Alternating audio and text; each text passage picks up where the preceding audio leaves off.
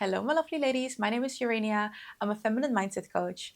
And in today's video, I'm going to share with you how you can make that shift from chaos to softness. I used to be that person that was always plugged in. I always said yes to everything. I did not have a clear overview of what was going on in my life.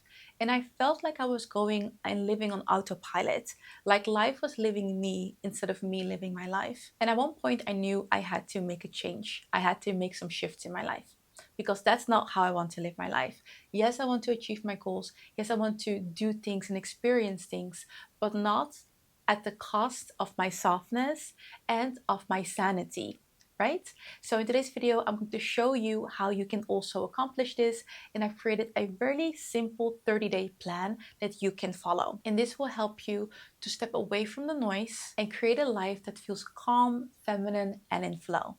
Let's get started. How I've created this video is that for the upcoming 4 weeks, you will have teams, 4 teams for every single week, and you can start implementing this in your life. So let's start with week 1. And week 1 is all about reset and reconnection. This week is truly about pressing reset and come back home to yourself. And there are 3 things that are really important that you want to start implementing in this first week.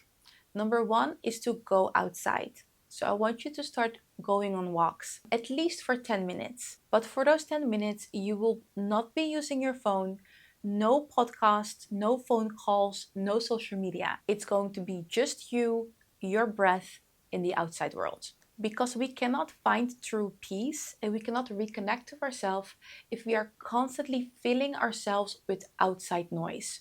And yes, podcasts are amazing, they are very informative, but they are still people or the world outside of you telling you things and feeding you things.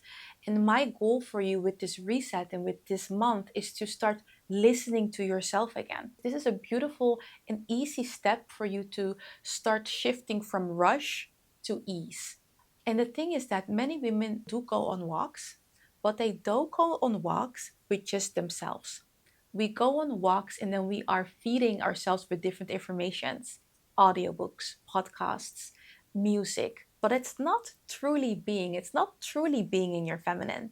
You are in your feminine when you are not getting all of the noise from the outside and you're just with yourself, by yourself, and enjoying your environment. And this is also a great way for you to activate all of your senses.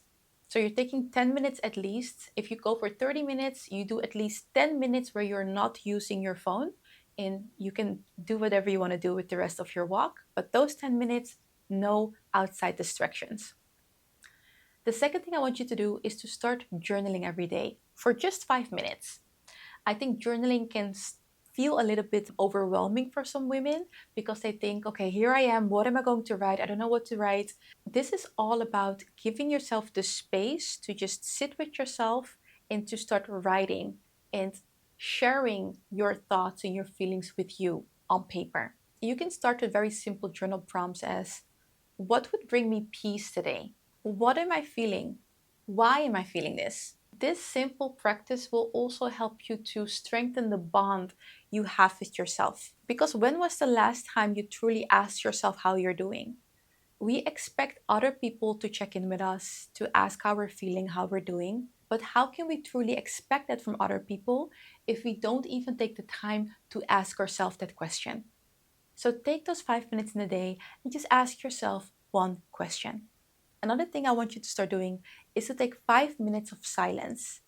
And this silence can look like breath work, taking deep breaths in and out, or you can choose prayer, or you can choose meditation. Just have a moment in your day of stillness. Week 2 is all about creating routines that support your softness. And yes, it's true that organizing and planning is more masculine, but the thing is this, you can't truly relax into your feminine if you have no idea what's going on in your life. So for this week, if you don't have something like this already, find a way for you to organize yourself. This could be a planner, a notebook, your phone, or Google Calendar. Just have a place for you to write down all the things that are going on or all the things that need to happen. It doesn't matter what system it is, just pick something that works for you. So for me, I do like to use a planner. This is the one that I have. And it just, yeah, has all the months. You don't really see it clearly, but it just has all the months in here. And I can just write down all the things that need to happen for that week so that I have an overview of the things that I need to do. I actually also use Google Calendar, but for me to quickly see what's going on, I use this planner. I also like to write things out. And in my Google Calendar, I have that app on my phone as well, so I can also see what's going on. But that's how I like to keep structure of what's going on in my life and what I need to do. By the way, I also have another app. It's called, or I will do a different video about all the apps I have to organize my life. But I think that can really help. I find organizations and structure and routines are there for us to actually be able to rest in our feminine. So definitely use these. And if you need a whole day to take the time to get everything out of your head, take that time. That's what this second week is all about. Write down your appointments, write down your tasks, write down everything that needs to get done. Because when you create an overview, you create space and you create clarity. And it's that clarity that can actually help you to truly rest. Besides the structure, this week it's also good for you to start to set up your routines, your morning routine and your evening routine. When it comes to your morning routine, you want to give yourself the space in the morning. I also tell this to women that I work with. It's important to have some time in the morning that it's just for you. You don't want to wake up and immediately give yourself to everything and everyone, right? To your family, to your work, because where do you take the time for yourself? So your morning routine is actually the time that you take, even if it's just 10, 15 minutes or 30 minutes for you. And if that means you need to wake up a little bit earlier, I suggest you do that because in the long term, you will be so happy that you did this. You can add things like movement in the morning. You can do some journaling. You can do praying. You can meditation. You can read a book. You can create a ritual around creating a nice breakfast for yourself. Something I do tell every woman to do is to have in the morning some type of drink that you create. And this is great because it creates excitement for yourself. If you have a nice hot cocoa in the morning, or some matcha, or some coffee, or decaf coffee, or delicious tea, you know that when you wake up, that is your thing that you can make for yourself. That is how you create excitement. One of our feminine energy centers is activated by excitement, by a joy. So add that excitement for yourself first thing in the morning. My morning drink right now is a matcha.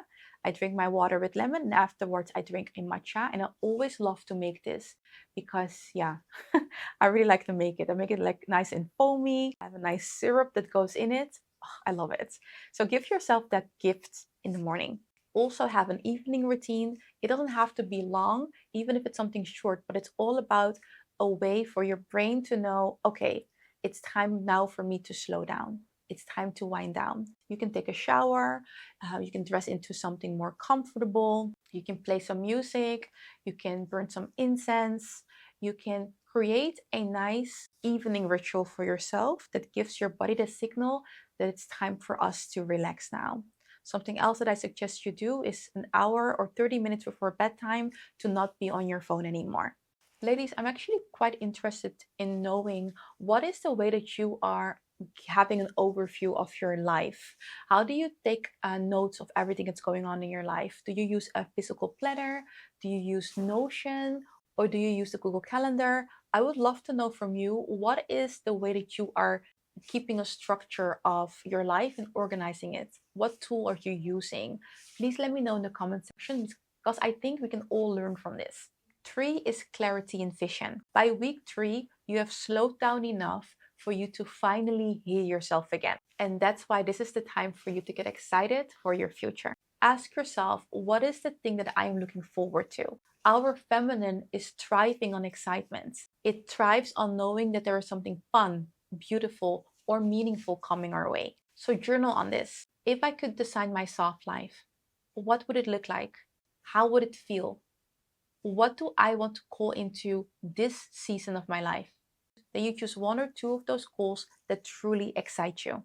And then you start to embody that future self. How would she move through her day? What would she do? What would she wear? What would she accept?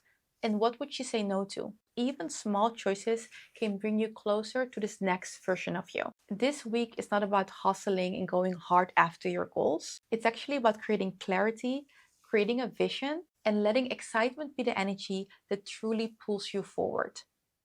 And then we come to week 4, and that's all about integration and elevation. This week is all about putting it all together. Keep using your routine, keep using your planners, and keep building clarity on your vision, but also keep connecting to yourself. You can share your struggles and your wins with other women or with someone that you trust. Just make sure that you surround yourself with people who remind you of the woman that you are becoming.